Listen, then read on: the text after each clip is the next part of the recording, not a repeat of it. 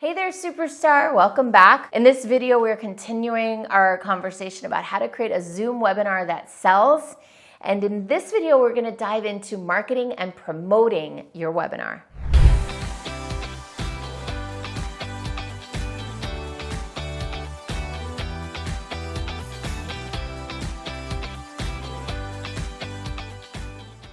Marketing and promoting and filling a webinar is generally where people start to get stuck, frustrated, annoyed, and discouraged.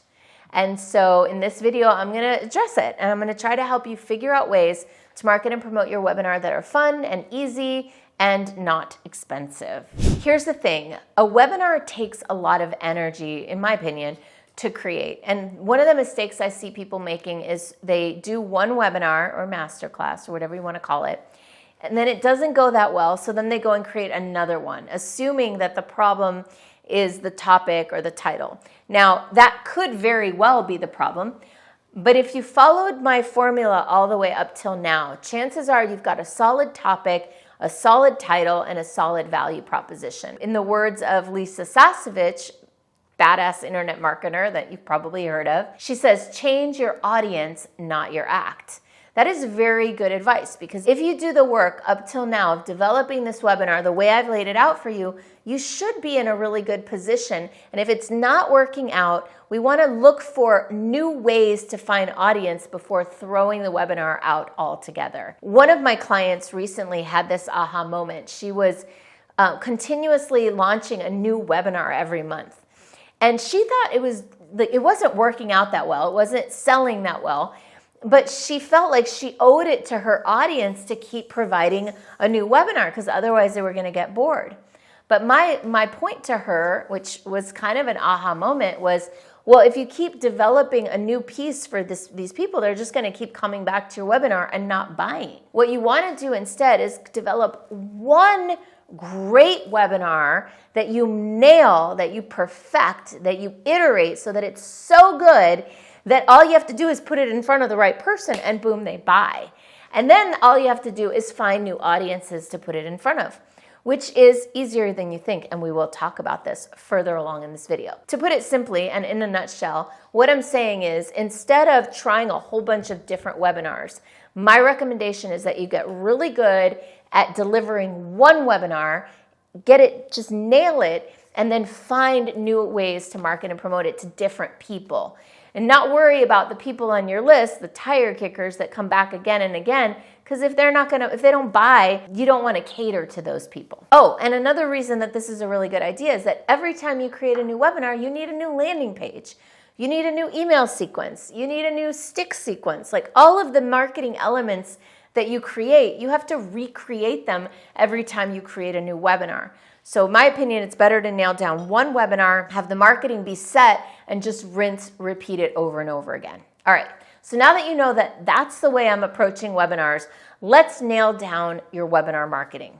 Now, probably the most obvious first thing you need that has to be extraordinary for your webinar to succeed is a great landing page. A great landing page is not necessarily a complicated landing page. In fact, in my opinion, the simpler the page, the better. So if you want to see an example of a landing page that we've iterated over the years and we've sort of settled on, you can go to bigbackendwebinar.com. That is the landing page that we've gotten to, that we've tested, and that converts really, really well. And what you'll see is that when you land on it, it's a complete experience right at the top of the fold. You don't have to do any scrolling to get to be able to register. The registration button is right there front and center. And you can even, when I talk about scrolling, maybe you can scroll down it as well. So you want a great landing page. And what that looks like, in my opinion, is one great picture, just one as a background. And I recommend always, always, always using a picture that has emotion, a picture that makes people smile, or that wakes people up, or that makes them laugh, something that is impactful, emotionally impactful. The mistake I see people make is that they pick a picture that's conceptual instead of emotional. So if you go to you just probably saw mine in the video, you can see that it has a picture of me with a flame, that's kind of inspiring. And so that's the idea, that you have something that's joyful, impactful, makes you smile. A title, maybe a subtitle, and then those bullet points that we worked on in a previous video, and a register button. Now, for those people who do exist, who need more information, then they can scroll down and they can see the social proof. They can see more information about you, maybe a little bit about your story. Like, you can add other components in, but my recommendation is to have the core material, most important points right there front and center above the fold, and then have everything else down under the scroll, or not. You don't even have to have a scroll. You can just have that first top of the fold landing page. Now, before I dive into a few of the other marketing and promotional elements you need, I want to invite you to please like this video. If you're loving this course, subscribe to my channel, and let me know how this is landing for you in the comments below. Now, the second thing you need is you got to get eyeballs on your landing page. You need traffic. Now, my favorite way to get traffic is to have an audience that you're promoting to that already knows you, likes you, trusts you. This is why I emphasize so much in all of my videos about marketing, building your list. Your own list are probably going to be your best prospects. And by the way, I've had people buy after being on my list for over a decade. So don't give up on people. As long as they're opening your emails, keep them on your list. Keep sending them content. I would say at least once a week. So my absolute favorite place is to promote to my own list, and I send about 5 emails per webinar to my list. So just to give you an idea, every week I'm sending value. I'm sending a blog post, or I'm sending a video, or I'm sending a story, something of value. And then every so often, maybe 3 or 4 times a year, I'm promoting something. So it's not all the time. I'm not like promote. It's value, promote. Value, promote. So when it comes time to promote something, I'm not shy about promoting it. I don't just send 1 email. I don't just send 2 emails. I send 4 or 5 emails about the one thing. And that maximizes the number of people from my list that register.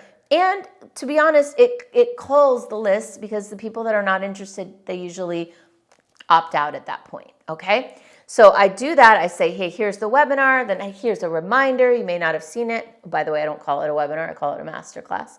You may not have seen it. Please register. Oh, you're almost going to miss it. It's happening in a few days. This is your last chance. Hey, the webinar is in an hour, right? So that's pretty much what my promotion to my own list looks like. The second way that I promote and that I recommend promoting is to partner with people who have lists. So there's a guy named Tom Poland. He's a webinar expert. He's written a book on it.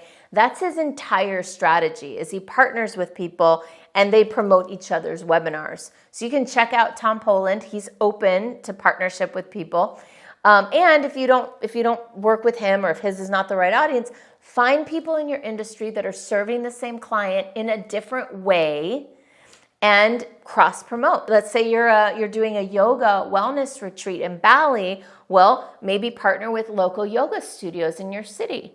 And you can either give them something for free, or you can cross promote their classes, or you can give them a referral fee for anybody that comes from their list. You can have this is, now we get into more of the technology, but if you're using something like a Webinar Jam or a GoToWebinar, or even a Simplera or Kajabi, you can create affiliate links for your webinar so you can track any sales that come from your partners. Another way to promote your webinar is through social media, through Eventbrite. You can create a Facebook event, you can create an Eventbrite event, you can create a LinkedIn event. So you can create events in all these places where all roads lead to your landing page. Another thing you can do is you can buy Facebook ads.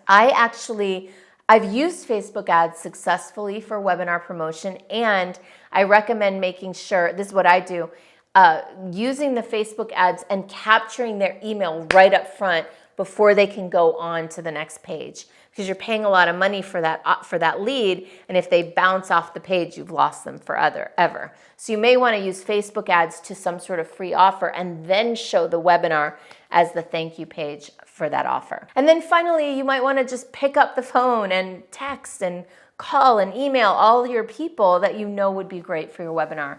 I think that that's an underused strategy. The actual direct outreach to people that you'd like to see on your webinar. Now, getting people to register for your webinar is not the end of the game. And if you think it is, you're going to be so sorry. Because what you'll find, sadly, is that people will register for your webinar and then they won't show up. So what you need is a stick sequence, and that is what I'm going to cover in the next video. So I will see you in the next video where we cover how to make sure the people who register actually come to your webinar.